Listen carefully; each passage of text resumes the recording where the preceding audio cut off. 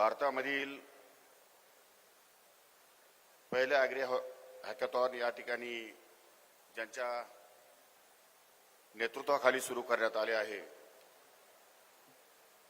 असे राष्ट्रवादी काँग्रेस पक्षाचे राष्ट्रीय अध्यक्ष, महाराष्ट्र राज्याचे उपमुख्यमंत्री आणि आपल्या जिल्ह्याचे पालकमंत्री सन्माननीय नामदार अजितदादा पवार साहेब, या कार्यक्रमासाठी उपस्थित असलेले आमदार बाबाजी काळे, माझे मित्र आमदार बापूसाहेब पठारे, आमचे कृषी आयुक्त श्रीयुत मांढरे साहेब, सन्माननीय कविता द्विवेदी मॅडम, डॉक्टर राजाराम देशमुख साहेब माजी कुलगुरू, उमाकांत दांगट साहेब माजी आयुक्त कृषी विभाग, Prashant Girwane Maratha chamber of commerce, Chetan Didiya nature growth, Sanjay Sawant माजी कुलगुरू, अनिल दादा मेयर KVK नारायणगाव, या कार्यक्रमाचं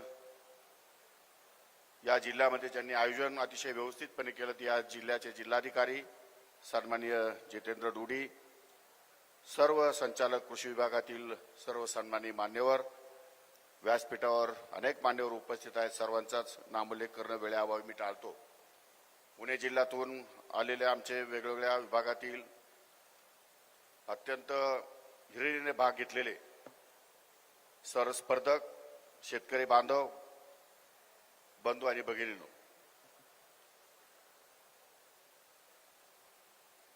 अनेक लोकांनी एकत्र येऊन आणि वेगवेगळे प्रयोग करून या ॲग्री हॅकॅथॉनची संकल्पना या ठिकाणी पुढे आली.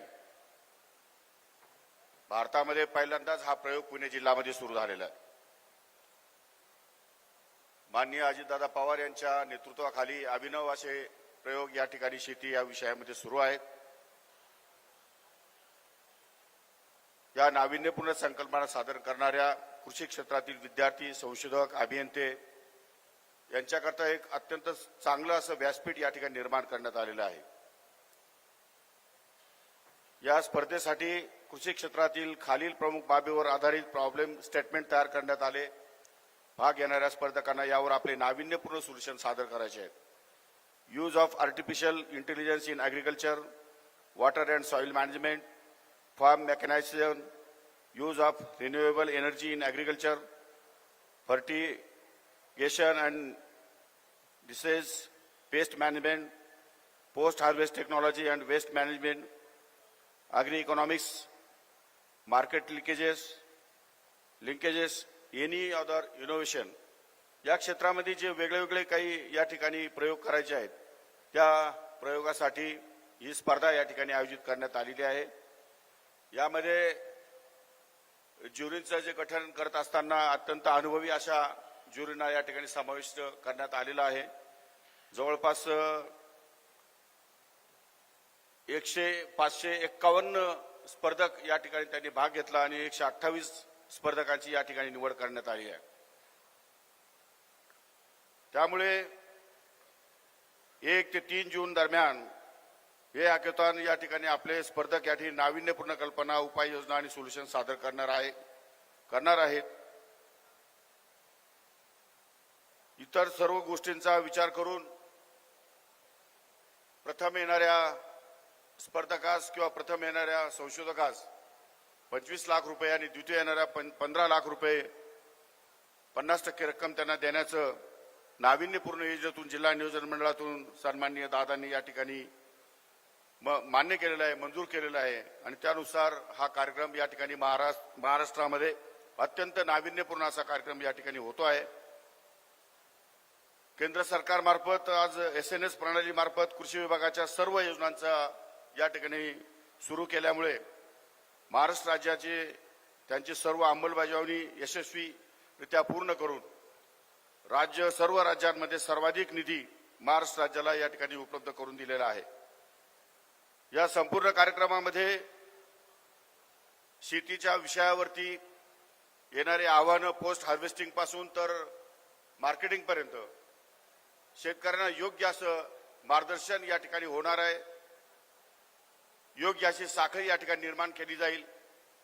आणि त्यातून संरक्षित शेती, ज्या शेतीमध्ये शेतकऱ्यांना अश्युरन्स निर्माण होईल अशा प्रकारचे प्रयोग या शेतीमध्ये करण्याचा या ठिकाणी दादांनी निर्णय घेतलेला आहे. दादांनी 4 दिवसापूर्वी मला एका इंटरनॅशनल कंपन्या 40 कंपन्या एकत्र येऊन, जगभरातील 40 कंपन्यांनी एकत्र येऊन ऑटोमेशनमध्ये काम करण्याची इच्छा व्यक्त केली आणि कर्नाटक विद्यापीठामध्ये जे पहिलं या ठिकाणी त्यांनी केंद्र सुरू केलं आहे, त्या ठिकाणी जवळपास 1500 विद्यार्थी आणि लाखो शेतकऱ्यांनी त्या ठिकाणी व्हिजिट केलेली आहे. आणि काल परवा या ठिकाणी दादांच्या आदेशान्वये मी स्वतः त्या कंपन्यांना या ठिकाणी भेट दिली, त्यांनी केलेले प्रॉडक्ट या ठिकाणी पाहिले आणि भविष्य काळामध्ये मनुष्यबळाअभावी जी शेतीची आपली अडचण होणार आहे त्या अडचणी कशा दूर करता येतील यासाठी त्या ठिकाणी मेकॅनायझेशन काही त्यांनी आम्हाला प्रयोग या ठिकाणी डेमो दाखवलेत. मॅनलेस ट्रॅक्टर, मॅनलेस तुमचं एका याच्यामध्ये ड्रोन आपण या ठिकाणी औषध मारायला गेला की तो एक माणूस जागेवर बसून ड्रोन संपूर्ण औषध मारू शकतो 15 मिनिटांमध्ये, 20 मिनिटांमध्ये. अशा प्रकारची ऑटोमेशनची व्यवस्था त्या कंपनी या ठिकाणी करणार आहेत. पुण्यामध्ये बारामती या ठिकाणी त्या ठिकाणी एक आपलं केंद्र होणार आहे आणि जे विद्यापीठ आहे ते 4ही विद्यापीठा ठिकाणी एक केंद्र, असे एकूण 10 केंद्र महाराष्ट्रामध्ये आपण या ठिकाणी नियोजित केलेले आहेत. दादांना मी विनंती करणार आहे की पुरवणी बजेटमध्ये आम्हाला जवळपास 160 कोटी रुपयाचा खर्च त्यामध्ये येणार आहे आणि त्या एका केंद्रासाठी आणि 85% खर्च हा विविध या ठिकाणी देशभरावरच्या जागतिक पातळीवरच्या कंपन्या त्या ठिकाणी उचलणार आहेत. 15% खर्च फक्त राज्य शासनाला या ठिकाणी करायचा आहे की जेणेकरून शेतकऱ्यांना योग्य असं मार्गदर्शन मिळेल आणि त्यातून जास्तीत जास्त या ठिकाणी त्याचा फायदा होईल, उत्पादन वाढीसाठी फायदा होईल आणि भविष्य काळामध्ये शेती संरक्षित कशी करता येईल, सुरक्षित कशी करता येईल आणि हमी शेतीच्या माध्यमातून कशी मिळेल या दृष्टिकोनातून शासनाचे प्रयत्न सुरू आहेत. दादा पहिल्या दिवसापासून शपथ घेतल्यापासून तर आज तागायत दादांची एकच इच्छा आहे की मोठ्या प्रमाणावर शेतीवर अवलंबून असलेला वर्ग, या वर्गाला शाश्वत शेती, सस्टेनेबल शेती या ठिकाणी करण्यासाठी राज्य सरकार काय काय करू शकतं आणि त्यासाठी आर्टिफिशियल इंटेलिजन्स, खरं म्हणजे ते आर्टिफिशियल नसून अग्रिकल्चर इंटेलिजन्स असं म्हटलं तर वावगं ठरणार नाही, कारण शेती ह्या विषयामध्ये त्या इंटेलिजन्सचा या ठिकाणी आपण वापर करणार आहोत आणि त्यासाठी जाणीवपूर्वक 500 कोटी रुपयाची तरतूद त्यांनी बजेटमध्ये या ठिकाणी केलेली आहे. एवढंच नव्हे, मला खाजगीमध्ये आणि जाहीर समारंभामध्ये अनेक वेळा दादांनी सांगितलंय की यापेक्षा अधिकची रक्कम लागली तरी सुद्धा हरकत नाही, परंतु शेती ही सस्टेनेबल झालीच पाहिजे आणि शेतकरी हा स्वावलंबी आणि स्वतःच्या पायावर उभा राहायला पाहिजे. यासाठी जे जे धोरणं राबवता येतील ते धोरणं कृषी विभागाच्या वतीने या ठिकाणी राबवायला सुरुवात करा आणि तसा आदेश दिल्यामुळे आमचे आयुक्त, आमचे सचिव आणि आमचा कृषी विभाग हा या ठिकाणी कार्यरत सुरू झालेला आहे, काम सुरू केलेलं आहे आणि जोरामध्ये काम सुरू आहे. मित्रोबाई, हे जरी खरं असलं तरी एका बाजूला रासायनिक शेतीमुळे आपल्या जमिनीचा पोत या ठिकाणी खराब होतो आहे आणि जमिनीच्या पोतामुळे अधिकाधिक औषध या ठिकाणी आपल्याला वापरावं लागते. त्या औषधाची कमतरता कशी होईल, मापात कसं होईल आणि जमिनीचा पोत कसा सुधारेल यासाठी हे AI टेक्निक आपल्याला जास्त कामाला येणार आहे आणि म्हणून जास्तीत जास्त शेतकऱ्यांपर्यंत पोहोचवण्यासाठी या टेक्निकच्या माध्यमातून शेतीमध्ये जास्तीत जास्त बदल कसे करता येईल हा विचार या ठिकाणी कृषी विभागाचा आहे आणि दादा त्या संपूर्ण गोष्टीवरती एकदम बारकाईने या ठिकाणी लक्ष ठेवून आहेत आणि म्हणून रासायनिक शेती हळूहळू कमी करून सेंद्रिय शेतीकडे, नैसर्गिक शेतीकडे आपल्याला कसं जाता येईल, परंतु नैसर्गिक शेतीमध्ये झालेल्या उत्पादनामध्ये आपल्याला उत्पादन व्यवस्थितपणे कसं मिळावं यासाठी सुद्धा काही सोयीसुविधा कराव्या लागतील. आपल्याला नुसतं पणन विभागावर अवलंबून चालणार नाही. जरी राज्य शासनाचं एक अंग असलं, भाग असला तरी सुद्धा कृषी विभागाने पोस्ट हार्वेस्टिंग पासून तर खिशात पैसे येईपर्यंत त्या शेतकऱ्यांच्या मालाची विक्रीची व्यवस्था सुद्धा काही प्रमाणात करण्याची गरज आहे. ते जर झालं नाही तर माणूस या ठिकाणी शेतकरी आमचा माल उत्पादित करेल, कमी खर्चामध्ये माल उत्पादित करेल, परंतु मार्केट जर मिळालं नाही तर त्याची फार मोठी पंचायत होऊन जाते. बऱ्याच शेतकऱ्यांनी नाविन्यपूर्ण या ठिकाणी प्रयोग केलेत, चांगले चांगले प्रयोग सुरू आहेत. शेतकरी आमचा हुशार आहे, शेतकरी प्रयोगशील आहे. अशा सगळ्या गोष्टीमध्ये शेतकऱ्यांनी प्रयोग करून जेव्हा मार्केट मिळत नाही तेव्हा त्याच्या मनामध्ये याप्रमाणे निश्चितपणे एक स्वतः खंत निर्माण होते की एवढा चांगला माल निर्माण करून आपल्याला मार्केट मिळालं नाही.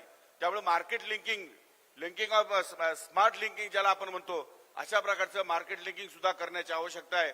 अनेक कंपन्या भारतामधल्या, देशामधल्या, परदेशामधल्या अनेक कंपन्या पब्लिक प्रायव्हेट पार्टनरशिपसाठी या ठिकाणी तयार आहेत. खरं म्हणजे यासाठी वेगवेगळ्या ठिकाणी लॅब केल्या पाहिजे. जवळपास 5-50 ठिकाणी जिल्ह्यामध्ये, जर आपल्या राज्यामध्ये जर 5-50 ठिकाणी आपण चांगल्या प्रकारच्या लॅबोरेटरीज आणि सर्टिफिकेशन देऊ शकलो तर या ठिकाणी निश्चितपणे सुरळीतपणा त्यामध्ये येणार आहेत.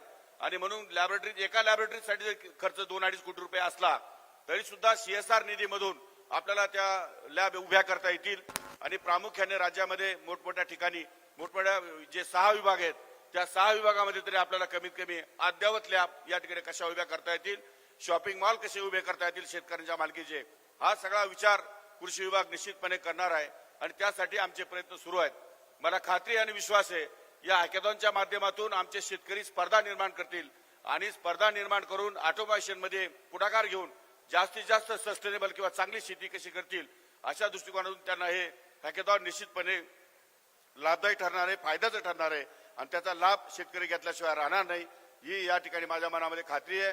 मी सर्व शेतकऱ्यांना आवाहन करतो की आपण या ॲग्री हॅकेथॉनचा फायदा तर घ्यावा, वैयक्तिक घ्यावा, परंतु आपलं नॉलेज जनतेपर्यंत, शेतकऱ्यांपर्यंत कसं पोहोचेल आणि त्याचा प्रचार आणि प्रसार कसा होईल या दृष्टिकोनातून लक्ष घालावं की जेणेकरून लवकरात लवकर एखादा नवीन वाण आपण विकसित केलं तर ते वाण शेवटच्या शेतकऱ्यांना जाईपर्यंत नवीन वाण मार्केटमध्ये आलेला असतं. त्यामुळे हा जो मधला कालावधी जो आपला जातो जास्त दिवसाचा किंवा जास्त वार्षिक कालावधी, तर तो कालावधी कमी करून एक 7व्या-8व्या दिवसापर्यंत शेवटच्या शेतकऱ्यापर्यंत हा विचार कसा पोहोचेल या दृष्टिकोनातून प्रचार आणि प्रसार यंत्रणा सुद्धा कार्यरत ठेवावी लागेल, मोठ्या प्रमाणात कार्यरत करावी लागेल. आणि त्यातूनच समन्वय साधून सर्वसमावेशक या ठिकाणी कृषी धोरण तयार करून शेतकऱ्यांच्या फायद्याचं जे काही धोरण आहे ते कसं या ठिकाणी राबवता येईल हा विचार कृषी खात्याच्या मनामध्ये आहे. कृषी खातं निश्चितपणे अतिशय अलर्ट आहे. आणि दादा शेतीच्या बाबतीमध्ये दादा खूप सेन्सिटिव्ह आहेत, गंभीर आहेत. त्यामुळे त्यांनी राज्याला, शेतकऱ्यांना ज्या ज्या सुविधा आपल्याला देता येतील त्यासाठी ज्या ज्या स्पर्धा आयोजित करता येईल त्या वेगवेगळ्या हेडमधून कुठूनही पैसे उपलब्ध करून, कधी CSR मधून, कधी मोठमोठ्या कंपन्यांच्या माध्यमातून त्याच्या प्रकारचे जर पैसे उपलब्ध करता आले आणि शेतकऱ्यांना सुविधा देता आल्या तर निश्चितपणे हे राज्य प्रगतीपथावर गेल्याशिवाय राहणार नाही. या देशामध्ये महाराष्ट्राचा तसाही पहिला क्रमांक आहे, पण यापेक्षा अधिकचा वरचा क्रमांक महाराष्ट्र कसा मिळवेल यासाठी आम्ही प्रयत्नशील राहू. एवढेच या निमित्ताने मी आपल्याला ग्वाही देतो, आश्वासन देतो आणि माझे विचार या ठिकाणी थांबवतो. धन्यवाद. जय हिंद, जय महाराष्ट्र.